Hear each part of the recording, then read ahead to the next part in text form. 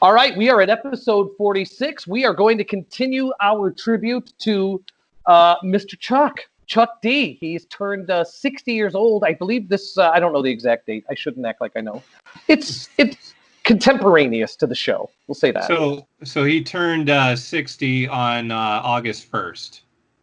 All right, so we're in the right month. We're close enough. We're gonna kick off part two with the back half of our Chuck D playlist. Last week we went through the pretty close to the first half. We're going to get the back half in here, but again, there's enough material here. This is not the B team. This is all A-list material, and I think you're up, Mr. Flick, if I recall correctly. All right, so I'm going to start off going back to Fear of a Black Planet and star-studded affair here. Ice Cube and Big Daddy Kane making guest appearances on this one. It's Burn Hollywood Burn. Holds up well, especially now, I think, because there's a lot of discussion about movies like Gone with the Wind and, very specifically mentioned in this song. And, mentions that as well as other movies and the depiction of African Americans in a lot of, what are considered to be classic American movies. This is, I'm a little jealous. I looked at your playlist and I saw that you had it, so I didn't start arguing with you. But this is a highlight on Fear of a Black Planet. It's something which, again, I suppose if you have a liberal arts degree from the 80s or 90s, you might have taken a class or two where you might have heard for the first time, like just how racist historical practices in the entertainment business in general have been. Certainly plenty of black musicians, who basically, Western culture is built on their ideas and they got paid nothing.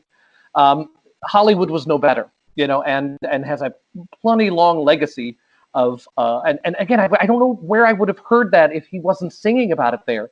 And I think Ice Cube is at his peak during that era, so I'm glad he was there. But let's not forget that Big Daddy Kane is on that record. Right. That's like. He not to really be on the nose, but he does get the job done. Because again, an interesting thing about Big Daddy Kane's part in the song too is he mentions Aunt Jemima, and at that time, they had tried to change where we are now is that Aunt Jemima is I think kaput, like they stopped that brand. Yep. At that time, they tried to do a makeover for Aunt Jemima. And Big Daddy Kane mentions, even if now she has a perm, because, that was basically what they had done at that time. Aunt Jemima, was a very stereotypical depiction, but they tried to clean up the image of Aunt Jemima by, trying to modernize her, I guess. Right. Yeah, it wasn't, and the problem wasn't that she needed modernizing. Right. It wasn't the issue. And again, I mentioned the Big Daddy Kane stuff, not because I'm not a huge Big Daddy Kane fan, but some of his stuff is pretty great. Oh yeah, Big Daddy Kane was great. Yeah, but he did. I don't necessarily think of him as being like super hard with the racially conscious bars in some of his more popular solo stuff. But he brings it on Burn Hollywood Burn. Like he's absolutely up to the job, and his bars are as good, in my opinion, as Cube's and Chuck D's, which is saying something.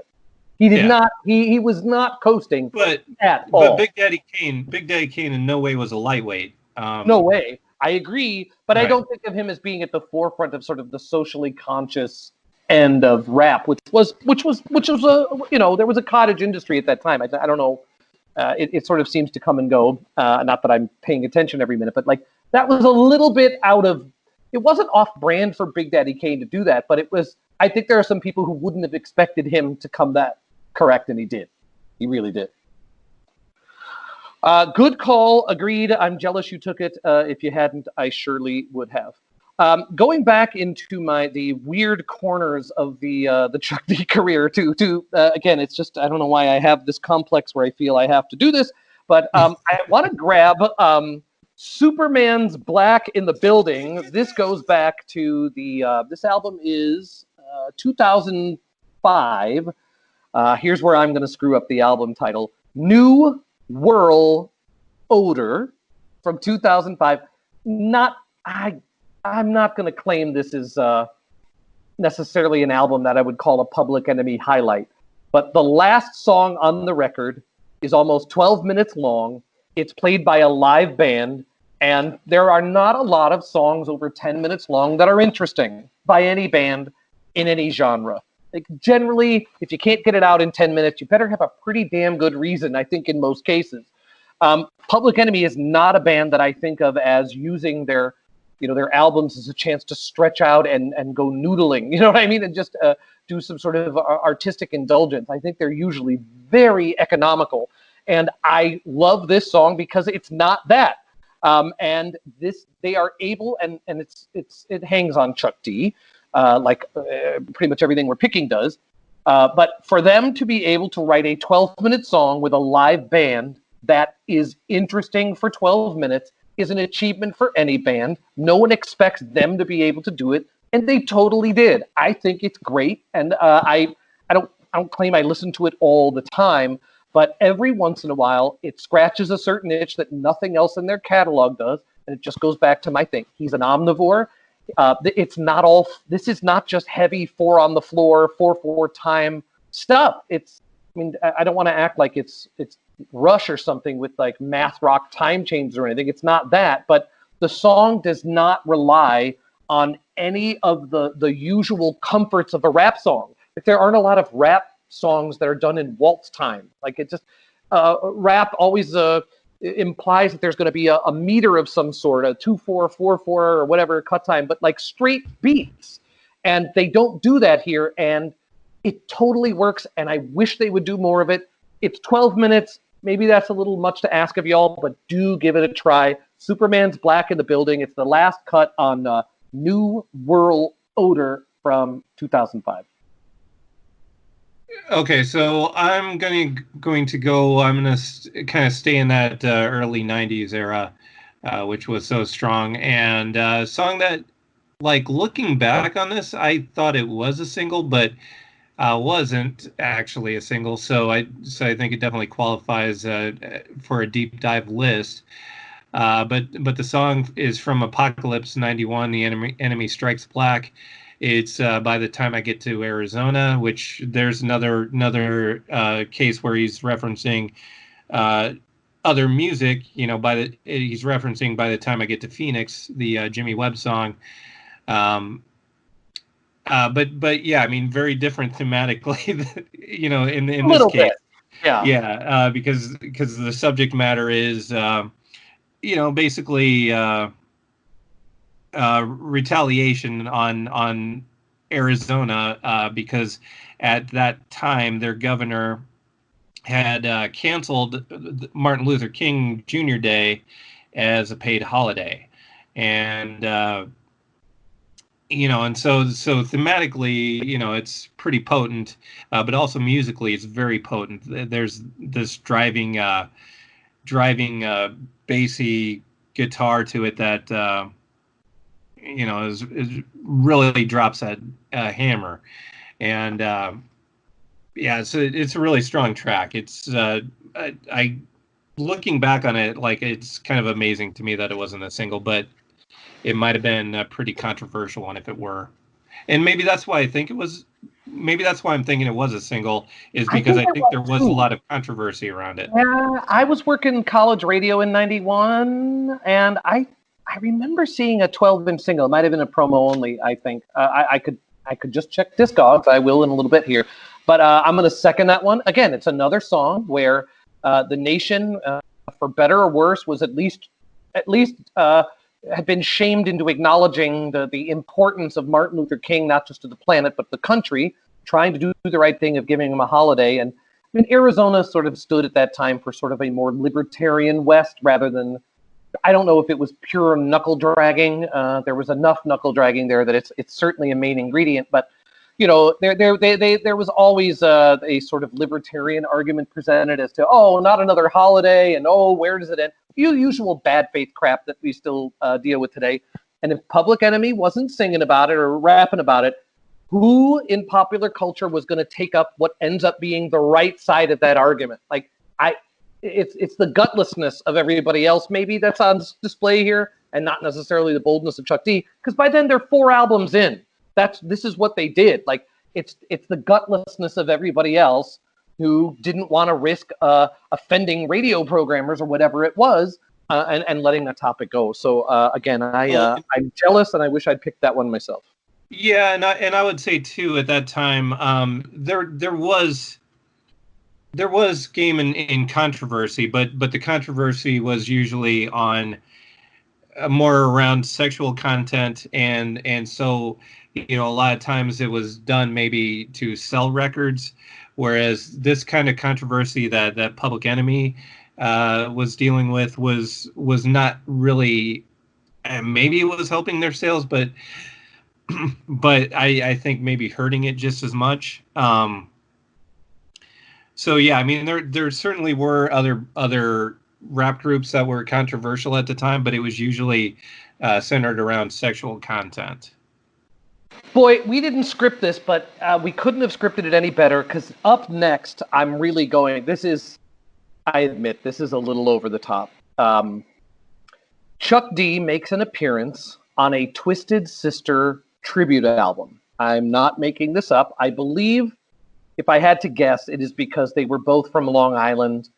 I don't know what social circles, what parties were going on Long Island that Chuck D and Dee Snider were both invited to. I don't know the answer to that. But there must have been at least one. In 2001, a Twisted Sister tribute album called Twisted Forever came out that has Motorhead, Anthrax, Overkill, Lit, Joan Jett, I think, is good on it. And there's Chuck D doing Wake Up the Sleeping Giant. Now, I want to key off of your thing about the sort of controversy of sexual lyrics. The Parents Music Resource Council with I think James Baker's wife and Tipper Gore and I don't know, a brigade of pearl clutchers in the mid 80s were trying to get stickers put on albums or tax albums with dirty lyrics. I think Tipper Gore finally paid attention to the lyrics of Darling Nikki at some point and was scandalized. Her monocle dropped in her lap. She clutched her pearls and has never been the same. So for whatever reason, the dirty sexual songs of the mid 80s triggered Tipper Gore and some of the other folks on Capitol Hill. And so they made a big public spectacle of trying to get musicians with controversial and dirty lyrics, to show up at Congress and be dressed down by Congress for being such naughty boys and girls. Almost no artist who was making these records that were getting everybody in trouble had the guts to show up for the PMRC hearing. The 3 that I remember actually having the guts to sit in the chair and take the abuse, and usually in almost all those cases, give as good as they got. The 3 I remember are Frank Zappa, John Denver, and Dee Snider. Like, Frank Zappa, I don't think gave a heck. In general, I think he enjoyed it. If you get his album, The Mothers of Prevention, it's about those hearings. There's a fantastic audio collage of the hearings called Porn Wars on that Frank Zappa record. Highly recommended listening, especially if you get a little charge out of the more puerile end of stuff like that. But I give Dee Snider a ton of credit for having the guts. And maybe you could say Twisted Sister was washed up by whatever, 85 or 86. I don't know. They were still selling a ton of records. I think Twisted Sister and Dee Snider deserve a tribute album. And seeing Chuck D on there, like, again, is it his greatest? Is it his hardest performance? Is it epic? Is it must hear for everybody? Maybe not. But again, I am not surprised to find him being, with his mastery of culture and his ability to sort of sort out what's significant and what's not. Give it a try. Give it a listen.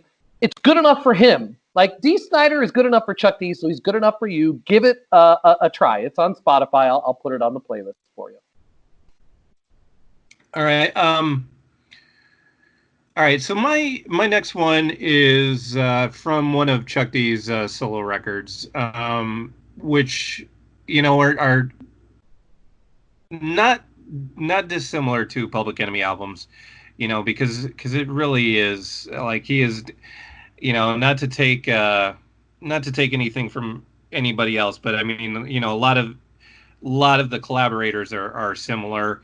And, you know, to me, it's obvious that he is also doing a lot of the heavy lifting all the way around on a lot of this stuff. So you're not going to find like a big drop off, but I think his best material is stuff that he takes to Public Enemy albums. There's still a lot of great material to go around. And so this is pretty recent. This goes back to Chuck D's Mr. Chuck Celebration of Ignorance, which was just 2 years ago, 2018, and the song is Freed Black. It's another example, I think, of how he's not, like he has his thing that he's always talking about the things that other people aren't talking about, at least in music. And it's the same sort of thing here, and it's a lot of newer stuff. There's a mention of Brexit here, so it's not, it's not, like he's adapting to the world around him, but it's a lot. The world around him is asking a lot of the same things from him, I think. Yeah, I'm gonna throw a quick. My next pick. I'm gonna grab a solo track from him too. I don't want to represent like I'm I'm super deep into his solo stuff. He does have a. I think it's the Jimi Hendrix Foxy Lady sample is on the song No, which I believe was a single too, but it's from the album I think in the mid '90s called The Autobiography of Mr. Chuck. Right. Yeah, I mean. I probably could go through and find 2 or 3. Go ahead. Later 90s. Later 90s. All right. So, again, I will agree with you. He tended to put his best work or save his best work for Public Enemy, but he does drop in a name check for Willie McCovey on the song No. And I think that alone earns its spot. So, again, I don't want to claim that I'm super deep on his solo stuff, but here and there, even if they aren't bangers, you got to respect the work because it's quality all the way through. Whether or not it's a gleaming light in his catalog, that's for you to decide. I'm going to put at least one from his solo record in there. I'm going to grab No from Autobiography of Mr. Chuck. Yeah, we like a lot of them aren't coming to mind right now, but we could maybe do. If we had planned for this, we could sidebar off of sports references because that brought to mind Reggie Jack's The Song, which is an instrumental from Fear of a Black Planet. But yeah, there are a few of those here and there. He can do that too. He definitely can do that too. Although again, I think his music references are slightly harder than the sports references. I'm just saying. Right. Yeah. Yeah. But yeah, maybe when we do a sports cast, we can use Sold. Okay, so let me see. My next one. Are we going to talk about Long and Winding Road? You know what? I would have had it. If you want to, I'll take it off my list. Again, another just great song title, The Long and Winding Road. But that's. I think it's definitely a highlight. So if you don't pick it, I'm gonna. Well, yeah, I mean, it has to be discussed. So I'm going to talk about it now. We can obviously both talk about it, but it's basically on like it can be on both of our lists. There's no law against this in our podcast constitution. What's the name of the album it's on? That's also from. That is from. How you sell soul to a soulless people who sold their soul? I feel like I'm not getting the inflections right when I say it. I feel like I'm keep trying. Yeah. How do you sell soul to a soulless people who sold their soul? Is that to me that I feel like that was the closest I've come. I think look, if the listener takes nothing else away from our discussion here, and again, I'm not ashamed of the fact that I particularly love album number 2 and album number 3, but I think all of the first 4 are required listening for anybody who claims to like music. I think I'm coming along with you at this point because again, there's more than a couple bangers on how you sell soul to a soulless people who sold their soul. I do I'm starting to come around. I'm starting to see the thing, because Long and Winding Road is I don't know, is banger is too strong a word here. Maybe a little overused by me today. But it is fantastic and does both. I don't think you can make a Public Enemy playlist without it, let alone a Chuck D one. Right. Yeah. I mean, but and it's probably my second favorite song off of this, off of How You Sell Soul to a Soulless People Who Sold Their Soul. Damn. Yeah. Nice work. It takes practice. And I guess you're all a witness to the practice that I'm doing on this. Very well done. But it smooths out over time. And Harder Than You Think is my favorite track off of this album. But Long and Winding Road is probably my number 2. But again, Sex, Drugs, and Violence with KRS-One, also great. See Something, Say Something is another good one off of this one. So anyway, yeah, I mean, it tons of references to other songs. A lot of Bob Dylan references in this album, and also, it's he's putting himself, like he's kind of telling his story and the story of Public Enemy, while dropping in the references of the things that inspired him, which apparently is a lot of Bob Dylan stuff. But doing it very very smoothly. It's not ham-fisted in any way. It's like, to me, it's a really great tribute to the stuff that he cares about, and to the band that he's in. And maybe I should have put this song at the beginning of the list, because it mentions in the opening line that he was born in 1960, and here we are, talking about his 60th birthday. So it's maybe the first track that should have been on either or both of our lists. Do you want to give me an over-under on whether or not Chuck D owns a copy of the Beatles album Let It Be?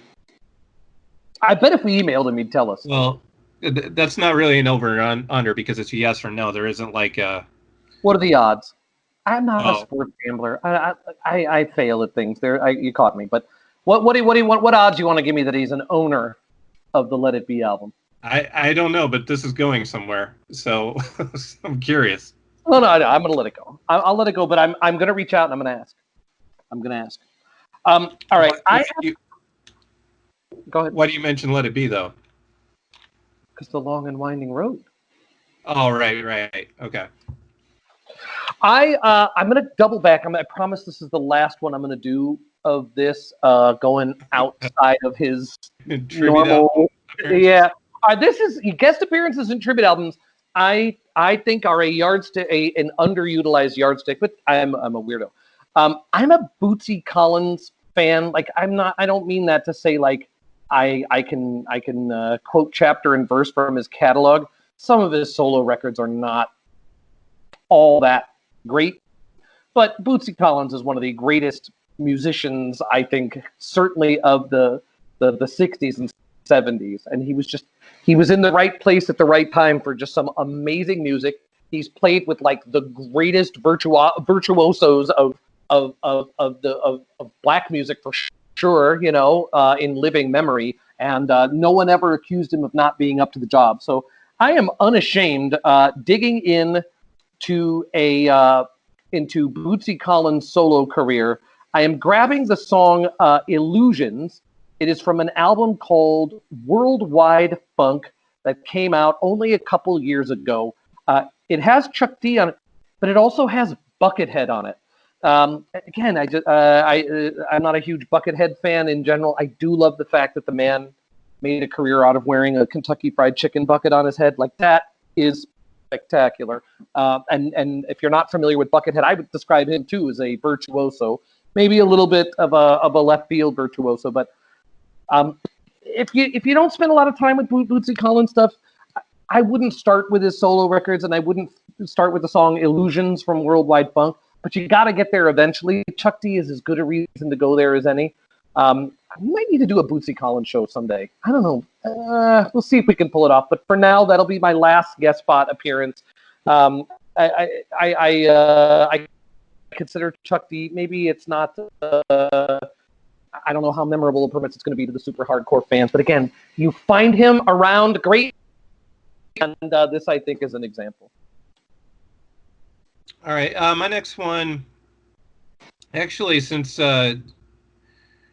we kind of since my last one was Long and Winding Road, and it kind of talks about history. I'm going to go to the present, and another track from the Enemy Radio album, "Loud is Not Enough," which happens to be the opening track, 2020, and you know, like as it is, you know, like the you know, as the title suggests, it is about the moment that we're in. Of course, when he wrote and recorded this, he wasn't really thinking that we would be in the middle of a pandemic at this time, but so it doesn't feature everything of the moment, but you know, the moment was heavy enough prior to that. So while it might be lacking some of the context that we now have, it does really speak to just how confusing, you know, the ball of confusion that we were already in. And basically, and I guess the thing that I should mention is the analog here is that not only is 2020 the year, but 2020 is perfect vision, and you know, we're in a time where we have anything but clear vision. You know, I can't argue the point. Although, do you think anybody is ever going to be able to use the phrase 2020 to describe clarity again? I just feel like this year is going to put the lie to that little trope. I think it's over. Yeah, if ever the irony was heavy, it's in 2020. Yeah, I'm ready to let it go. All right, how many more do we got here? I'm getting down here, and admittedly, I used my picks for guest appearances and Twisted Sister tribute albums. So what you're saying is you squandered. No. Okay. I stand by it. I think to celebrate Chuck D, you can do it solely in the confines of like that mainline stuff. Whether it's the Prophets of Rage or the Public Enemy or whatever the other main projects of his. I just think the breadth of his stuff. I'm not going to go back there, but how many picks do I got? Well, you have 2. I have 1. All right. I am going to go back and just grab. I could probably pick anything. I don't know. I'm going to grab Who Stole the Soul for Fear of a Black Planet. Not necessarily because it's. I'm not going to claim it's the best song on the album, but I'm going to say that maybe you might be able to say this is not.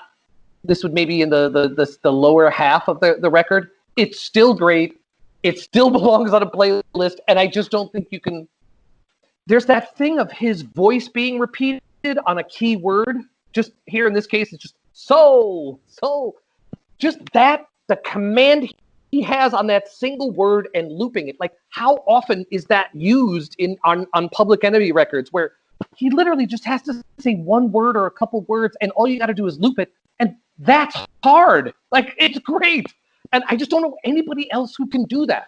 So is it a standout track necessarily on Fear of a Black Planet? No, it's a middle of the pack record on Fear of a Black Planet. However, the album is nearly perfect. So even its middle, it's sort of middle tier, I think dwarfs what 99% of rap artists or any artist have ever put out. So I'm just sort of indulging myself since I have 2 picks. I just want to go back and squeeze another Fear of a Black Planet song on there. And I think that one has to go on because it's a fantastic example of just looping Chuck D saying something and that being enough to sustain your interest for 3 minutes. Who else can do that? It's not very many. So Who Stole the Soul had to go on the list. I'm not ashamed. All right. So my I guess this is my last one. It's another tribute.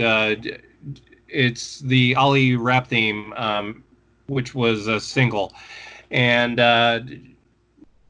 I guess this goes back to sports, like, yeah, Chuck drops a lot of music references, a lot of history references, obviously, and also, can vocalize eloquently about sports figures, and I think fittingly so with Muhammad Ali, one of the most important athletes, really that ever lived, but also just this is a very strong song all the way around. Yeah, I considered that one. I definitely considered that one. All right, I only have one left. I didn't pull anything from Prophets of Rage. I didn't pull anything. I'm not so sure. This is a really tough one. I'm gonna black pill everything here. I think. I think I'm just gonna scorch earth here, and I'm gonna grab one of the only two songs. I think we already just said we couldn't use "Give It Up" from Music in Our Message, right? That one's right. Yeah. off limits. I don't think that's a particularly strong record, but I do like. So what you gonna do now? Well, I'm going to speak in defense of that record. I think it's pretty good. It's maybe a drop off from the ones that preceded it, but I still think it's pretty good. Well, "Give It Up" is a fantastic single. Like, it's right. definitely up there with their prime stuff. I don't go back to that album all that often. I like So What You Gonna Do Now because it does have the one thing I like about Apocalypse 91 is just how heavy and fat that bass drum sound was. And I don't know enough about hip hop to reference the boom boom bap too much, but they really were great at that. Just that absolutely punishing bass snare. Yeah, and I think that's one of the things about Music in Our Message, I'm not sure. The album titles it's so hard to know how to say them out loud. But anyway, I think sonically it's just really as interesting. I really like the sound of it. I don't know. I like that album. Yeah, and again, I think we're talking about Chuck D primarily, and I do want to keep it about his lyrics and everything like that. But again, like if he had not found the people he found to work with, they really understood, I think, how to use Chuck's voice as an instrument, and I think the music around him is again. I think that the people who made music for him always tried to make him look good and always give him something he could just, when he was ready to go hard, he needed, finding beats that can keep up with where he was going. I don't know anybody else really who could do that other than like getting the best work out of the people he got the best work out of. And that record is one of sort of the last times where they really went hard on that traditional, just giant bass drum, giant snare, and they could just ride the whole thing on just boom, boom, bap, and it's a particular beat and tempo and style that I just think his voice is great at. It's like mid-tempo stuff. We didn't really talk about Flava Flav today, and I'm glad we didn't, because I think he maybe could be done with his own show. He's definitely got some. He's a complex person, I think, to review his artistic work for. But like those upbeat songs that they had, they did give those to Flavor Flav, I think, a lot. Like More News at 11, that's perfect for him. That's absolutely perfect. Can't Do Nothing For You, Man, absolutely perfect for him. It's a little on the lighter side sonically, but just those just driving, pounding, mid-tempo, big bass, big snare stuff is just when Chuck D is at his best. And I look at that, so What You're Gonna Do Now from Music in Our Message as being one of the last looks at that archetype. They're capable of doing lots of other stuff, but man, did they land that stuff. I think it was one of the last times they did. So I'm gonna go out on that note, leave you what I think of like that classic sound, that classic Public Enemy sound, that big beat, and letting Chuck do what he does. I do think it ranks on an album that otherwise I'm a little indifferent toward. So we'll go out on what I'm going to say is a high note for a song, for an album, which is it's better than almost anything everybody else has ever done. It's just in the context of their catalog. It's sort of the end. It sort of bookends a phase of their career, and it's great. Yeah, and by the way, since we did name drop Flava Flav, his birthday is in March, so maybe next March we'll be doing, and he'll be 62 actually. So maybe we'll have to do a birthday show for him. Well, I have to ask you, I know for about 15 minutes, Flavor Flav had a chicken restaurant in Clinton, Iowa. Did you ever happen to go while it was open? No, and I think this is maybe the third time you've asked that even on the show. Really? But, yeah, no, I never. My brain doesn't work. I don't know. I'll put it this way. I talk about Flavor Flav's chicken restaurant with so many people, I just lose track of who I've talked about it with last. It does make me hungry for chicken. I don't know anybody who went. That's why I keep asking anybody who I know from Iowa who even had a remote chance of going. Well, I don't know anybody who went. I want to know if it's good. I'm sure I would have gone but I wasn't living here at that time. But I'm sure I would have gone if I were. A lot of time in between, time in Iowa. But no, I never made it. Right.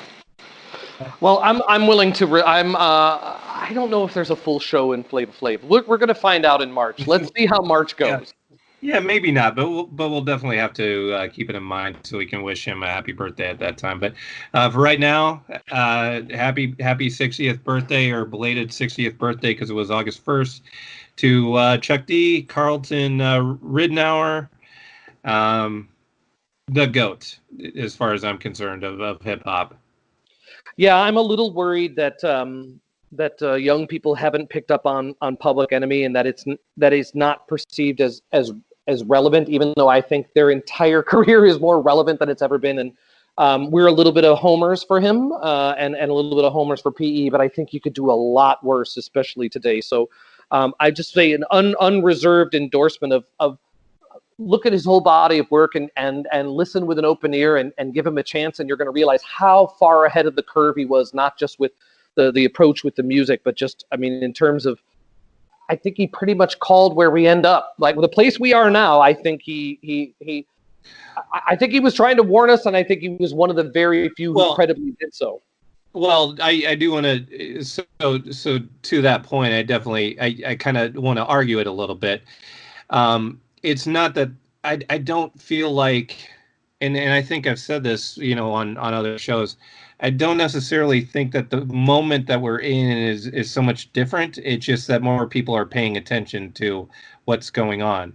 I think the reason why he called it is because it was already happening, but we weren't necessarily paying as much attention.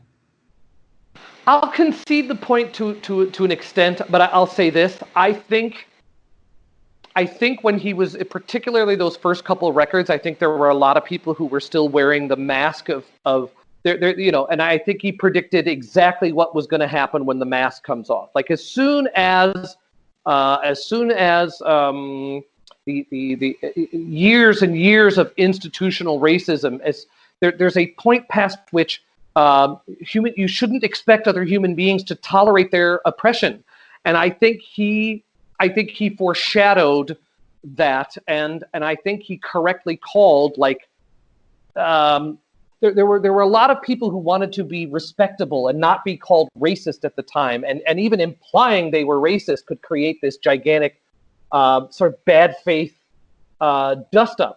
And he never flinched. He knew exactly what was going on behind the mask. He called it no matter what was heaped on him.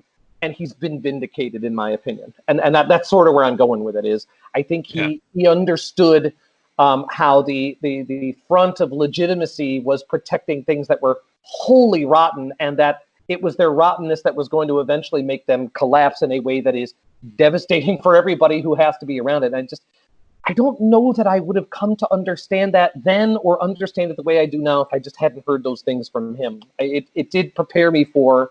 I do feel like he helped prepare me for the world we're in today. And if I hadn't gotten it from him, I just don't know where else I would have gotten it. Yeah, and I'm just glad that there was somebody like him that always said what he felt like was the things that were important to say, and wasn't bashful about it. Didn't seem to be concerned about how that how that affected his pocketbook. But yeah, I mean, just definitely in addition to that, one of the best MCs of all time, one of the best lyricists in music. And if there, if there was a hip hop Mount Rushmore, he should have a prominent spot on it. Yeah. And if anybody is, I'm proud that the first 2-episode show we've had to do is to commemorate Mr.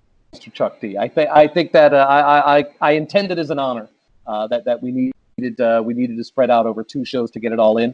I think both of our playlists are tight. Give him a spin. He deserves your attention. He always has, and I think it's critical to understanding the modern world, to understand how we got here, and that these things aren't new. There have been people who, greatly to their own detriment, were willing to stand up for what was right when it wasn't easy, when it was very, very difficult, and he is certainly one of them. He belongs on a Mount Rushmore of just in terms of the contributions he's made to moving the nation forward to what it's supposed to be rather than what it is. I'm glad we gave him the time. Yeah, and definitely if for people that aren't, the Public Enemy isn't something that they're familiar with, definitely please take some time and get familiar with them. But also if you're somebody that liked them back in the day, but you didn't keep up with them, I think one of the benefits of our playlist is that you'll hopefully see that they did a lot of great stuff, and continued to do it, even when maybe they weren't on everybody's radar anymore. Well said. I'm not sure where we're going on episode 48, but 47. Sorry, 47. Yep. We'll see you then. All right. Yeah, 47 on deck. We'll see you next week. All right.